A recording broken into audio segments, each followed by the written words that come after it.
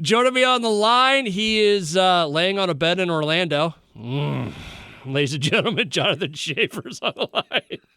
That's an image that no one needed other than no one. Yeah, no one needed that B-sox. Yeah, you know what's funny, though? If I would say that to my wife, she would, roll her eyes at me and that kind of thing. But you know what? I think people need to hear it every once in a while. Oh, for sure. My wife would also roll her eyes and say, get the heck out of the bed and move, do something.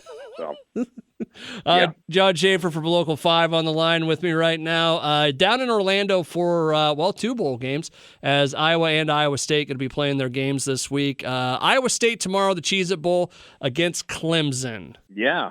Going to be a fun one. This is quite the intriguing matchup, too, if you look at it, because Clemson's got, top 2 defense in the country. They only give up, 15 points a game.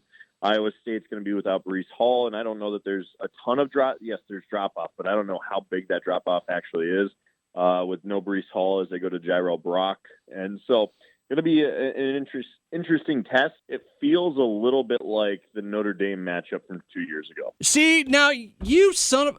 I asked you that the first time we talked. I said, it kind of feels like, no, and you're like, no, it doesn't feel, they weren't ready. And now 3 weeks later, you're dropping that on me. I got to be the smartest guy in the room. So, I got to say no 3 weeks ago. And now the more I study it, yeah, it feels like it. Well, the crazy thing about it is Clemson is 9-3, and that's a horrible season for them. It's funny you bring that up because today we had the coaches' press conference, and a guy, I assume that covers Clemson, actually asked Dabo, where would you say the status of the program is? And Dabo goes, never been better. And that's all he said. And the guy goes, can you elaborate? And Dabo elaborates, and he's like, look, we got a roster full of dudes, and most of them are coming back. We got the program's in a great state. We've got one of the best game day experience, just elaborated. And he's almost kind of taken back by it, almost to say, we're 9-3. We're not going to be 12-0 or 11-1 every single year, guys. Yeah, come on, that's unrealistic. And so, I think it's pretty interesting to look at it that way. But this is a team that's been in the playoff numerous times. We know that. I don't think that they're going to take a game off just because they're playing in the Cheez-It Bowl against Iowa State. And Iowa State 7-5 in this. Let's face it, not exactly where Cyclone fans thought they were going to be this season. But this is a big game. Yeah, absolutely. And I'm not sure if it was you or a guy on the plane that said it to me, but they're like, now, if I had told you Clemson would be playing Iowa State in a bowl game, where would you have thought that'd be? And it's like, yeah, college football playoff then, right? And here we are in Orlando on December 28th, getting ready for a December 29th game, playing for a bowl of Cheez-Its. So, it's very different than maybe what people expected, but still, you got to give some respect to Iowa State and the clout that they've earned and kind of deserve right now in playing a team like Clemson in this bowl game. I think it's a pretty good consolation prize for the season that it was. And, I mean, they're only a 1.5-point underdog. And at one point, they were favored to win this thing. Yeah. Over Clemson, a team that's been just as good as an Alabama or, some of the best teams in the country in the last couple of years. I mean, that's pretty awesome. I mean, 7-5 aside, that's a pretty big deal. Yeah, absolutely. And I think the facet to all of that is that, I think people look again at Clemson and say, well, they lost to NC State. Let's be real here.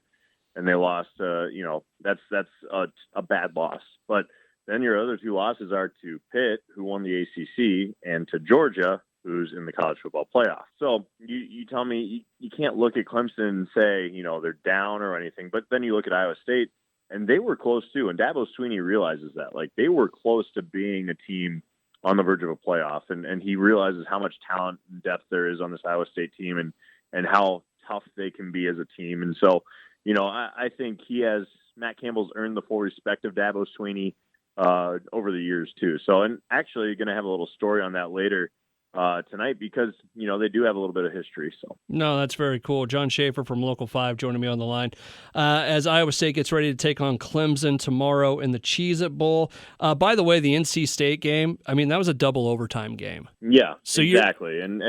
So you're 1 score away from being 10-2 and probably in a much different situation. Yeah, absolutely. And again, they lose to Georgia on a pick 6. Yeah. You're talking about a team that could very well have been 11-1, getting a rematch with Pitt in the ACC championship game, and then going and beating Pitt. And so it could be a totally different season. Just a couple of possessions go another way. That's college football, and again, I think that's kind of what Dabo Swinney was getting at with people today in that press conference when he was talking about it. That's refreshing because there's a lot of stories out there, and it's much different than a Nebraska or a Texas take on it. Yeah, absolutely. Because you got to remember, Clemson hasn't always been this juggernaut. No. It's really been the last decade that they've been this juggernaut, right? Dabo has kind of been the guy that would do that. And I think you see some similarities in what Matt Campbell's trying to do at Iowa State. Certainly, they've picked each other's brains. It's pretty funny because Dabo mentioned that, they passed each other in the airport one day and exchanged numbers. Next thing you know, Campbell's going out to South Carolina for a couple of days to see their program and talk at a camp, and then Dabo sends his defensive staff out to Ames to learn how Iowa State runs their defense. That's who these two guys are. So today's press conference kind of felt more like a couple of old friends getting together for the first time in a long time instead of, the day before a bowl game. What if they get on the field tomorrow and it's venomous between the two? Oh, it'd be hilarious. But I don't think I think they still know this is a football game. They know it's going to be hard hitting. This is going to be a low-scoring defensive slugfest, and so it's going to be interesting to see. I don't think Clemson can score. I don't know if Iowa State will be able to score. So we could be talking about like a 9-6 Iowa Big Ten game almost. Oh. I hate to say that in the same phrase, but oh god, yeah. That would be ugly. Jon Schaeffer from Local 5 on the line. I do want to get to some of the feelings about the game and what you think is going to happen here in a second, but I want to ask. What made you think that it gave you the Notre Dame feeling? I am interested in that because you were like, no, it's not like that at all. And then, like I said, 3 weeks later, hey, it's like the Notre Dame game.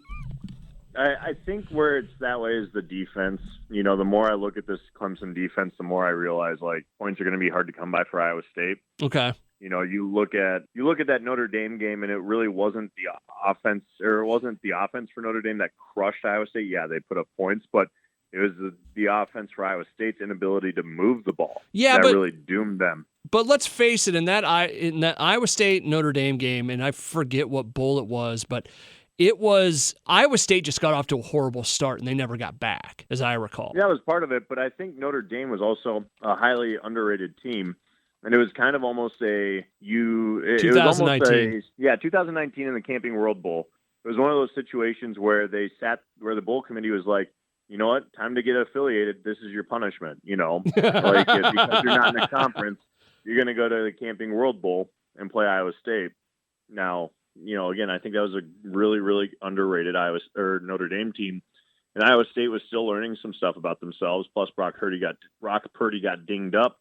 So, I mean, there's a lot of facets to that game that were different, but I just feel like Clemson's underrated in this game, and there's a very talented team. All righty. On the other side of things, just kind of fan-wise, environment-wise, what's it feeling like right now? Not quite the buzz that was here in 2019. Okay. I'll have a better feel of that this afternoon with the pep rally and stuff like that. I know they're expecting thousands upon thousands of Iowa State fans to be here. Certainly seen plenty of them. Saw plenty of them on the flights down and everything.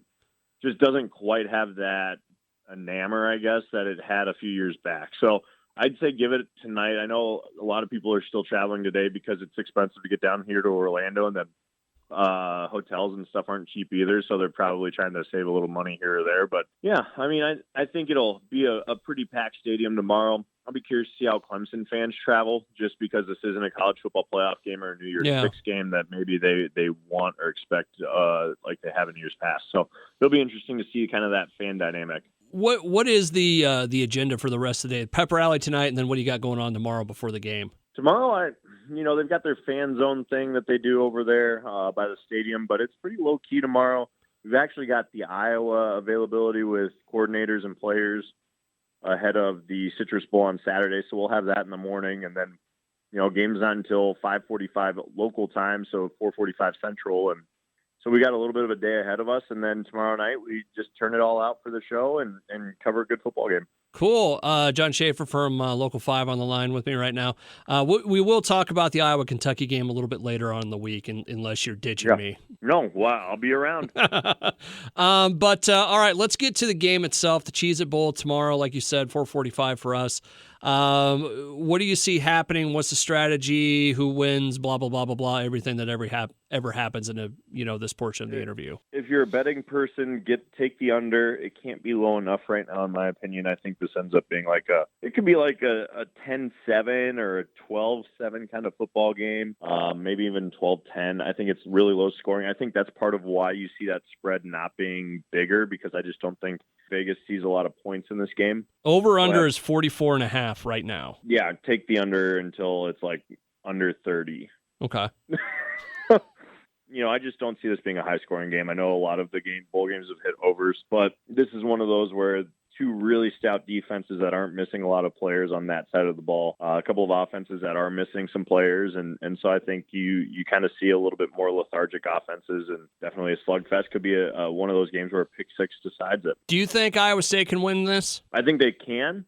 I don't know if they will. I hope they do. I definitely think it's going to be tight. I think it could be a last possession game, and but it's going to come down to if Jairo Brock can find some running room and if Brock Purdy makes the right decisions. What's the and this is kind of putting you on the spot on something like this, but since it is going to be like that, what's an X factor for Iowa State? It's got to be the offensive line. Okay. I know it sounds kind of cliche, but the defensive weapons in the trenches and basically the front seven, front eight for Clemson, they're scary good, scary good. And so I think that's where Iowa State's O-line needs to be healthy, and they need to be at their best if they're going to keep Brock Purdy and Jairo Brock clean for the game. All right. Jon Schaeffer from We Are Iowa Local 5 joining me to talk Iowa State and Clemson. Enjoy the game, buddy. Thanks. I'll try and bring some of this 80-degree weather back with me. I heard you guys got an ice storm this morning. It's going to be high of 12 on Sunday. Yeah. So, I'll see what I can do to dial up some 80s.